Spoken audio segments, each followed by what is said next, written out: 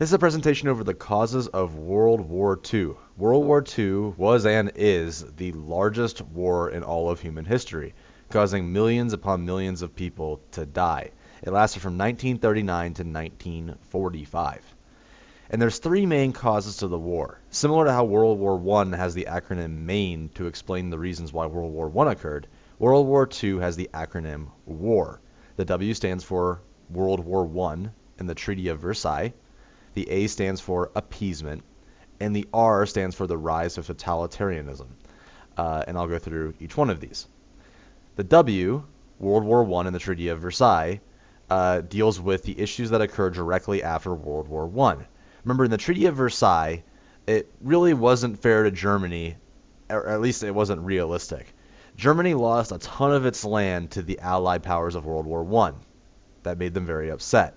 But the major thing was the fact that they had to pay extreme reparations, reparations being war debts. They had to pay the equivalent in today's dollars of $57 trillion, which is by far impossible for them to pay. And the Allies really wanted more and more money from Germany because they also owed money to the United States. So they wanted money from Germany so they could pay back the United States. And Germans were extremely poor because their money wasn't worth as much because they owed so much money.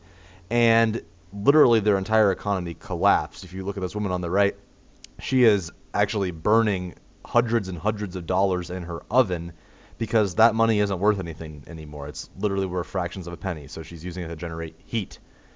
And as we'll find, and as you probably know, desperate people turn to desperate leaders, which foreshadowing is going to give way to Hitler. The A in war stands for appease or appeasement. When you appease someone, that means that you let someone have something just to leave you alone. And we'll find that when Germany expands, other nations are going to ignore them. This is a problem because it allows Hitler to continuously expand, knowing that the Allies aren't going to do anything. The Allies are practicing what's called isolationism. Isolationism just means that you want to stay out of a conflict. You want to remain isolated. Keep in mind, up until this point, World War I was the greatest war in human history. Millions of people died in World War I. No one wants to see World War II happen. The R in war stands for the rise of totalitarianism. Totalitarianism is a system where the state and leader have almost total control of the government and its people, hence total and totalitarianism. It's where individual rights are not as important as the needs of the nation. For example, people don't have the right to vote. You have a dictator, such as Hitler. There's no free speech. The government controls your economy. And it's often a police state. A police state just means the military runs the whole system. It's pretty much you just fall in line. People sacrifice their freedoms in order to have a lot of power. It's a practice of extreme nationalism. So if you remember, nationalism is love for your country rather than just focusing on all the people inside the country. You look at your country as being the greatest thing. In this case, you literally sacrifice everything you have in order to be a part of your country.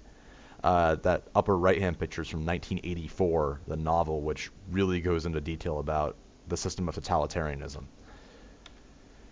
So, three major powers, all of which are the Axis, well, originally the Axis powers of World War II, practice totalitarianism.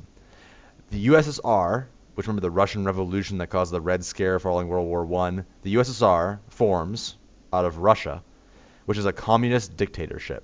It's headed by Joseph Stalin. He'll start out allied with Germany and eventually join the Allies. Then your Axis powers in the majority of the war, Germany and Italy, become fascist dictatorships with Adolf Hitler and Benito Mussolini. And then Japan, which is also an Axis power, is a military dictatorship headed by General Tojo. So each one of these systems works in a different way. Fascism is in Germany and Italy. It's the idea that individual rights are less important than the nation, just like totalitarianism. Fascism glorifies violence. It is all focused around having your super soldiers that go around and fight people, and it makes you great. That's why whenever you see a picture of like Hitler or Mussolini or any of these guys, you're going to see them in full military garb. It uses nationalism and racism in order to control its people. Nazism also works this way. So as you know, Hitler hated the Jews. He used that hatred in order to fuel his own war. It allows his people to unite and fight against a common enemy, even if that enemy didn't do anything wrong. all of these systems fall underneath a dictatorship where one person is in control of the entire government.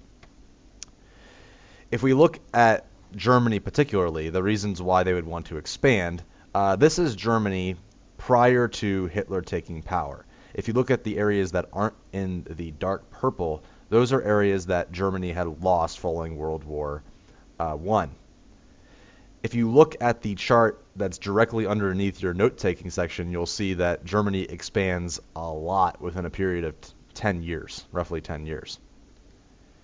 So Hitler comes to power because he is upset with what's going on here. And he begins doing all these different things. We're not going to get into how Hitler comes to power, but essentially he is actually elected in a way. People actually kind of affirm him as their leader. It's not like he takes power. He does take power illegitimately, but it's not that the people don't like him.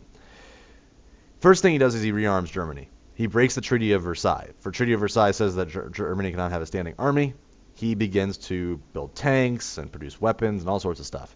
He also occupies the Rhineland, which is that area that was shaded on the previous slide. He does all of this for a policy that he calls Lebensraum, which is living space in German. He takes over Austria, which actually surrenders to him peacefully. There's many Germans that live in Austria. He takes over the Sudetenland, which is another one of the neutral areas that they lost in World War I. He invades the rest of Czechoslovakia, another surrounding area, and then he looks towards Poland. He wants to have more and more space because he believes Germany is the greatest place on the planet, and he's upset that the other European powers did not respect Germany. So here's how the war ends up starting. Germany decides that they are going to invade Poland. Up until this point, remember, the Allies have been practicing appeasement. They didn't care if Germany took over Czechoslovakia or the Sudetenland or any other neutral areas. So Germany says, okay, we are actually going to take over Poland, and the Allies decide this is the last straw. The Allies at this point are, the major powers are France and the United Kingdom. And at this point, they declare war on Germany. They don't like Hitler expanding anymore. Germany, after France declares war on them, invades them. Germany invades France through Belgium. And France falls within 6 weeks, very, very quickly. So pretty much Britain is left to fend for themselves. At this point, since Hitler has pretty much isolated the United Kingdom to their island and has taken over a lot of Western Europe, he decides that he is going to invade Russia. Keep in mind that up until this point, the USSR and Germany have been semi-allies. They aren't fighting together, but they jointly agree that they'll split up Poland after Germany invades so that they won't attack each other. Well, Hitler violates this agreement because he thinks he can take Russia. So he invades Poland all the way and starts to invade the USSR, which switches the USSR from the Axis to the Allies. Germans consistently use this policy, or this military strategy called Blitzkrieg, which means lightning war. This is where you use ships and planes and tanks and very, very quickly storm an area. Hence the word blitz, if like a football term, Blitzkrieg, you're very, very quickly rushing your opponent. So after the end of all this, we have two major sides. We have the Axis, which consists of Germany, Italy, and Japan, again, all dictatorships, and the Allied powers, which for the most part are democracies. Great Britain, the United States, which they'll enter after Pearl Harbor, they haven't entered yet, France, which quickly surrenders, and the USSR, which after Hitler tries to invade them, switches sides. USSR is still a dictatorship at this point. They're a communist nation. So it's kind of an interesting alliance between these guys.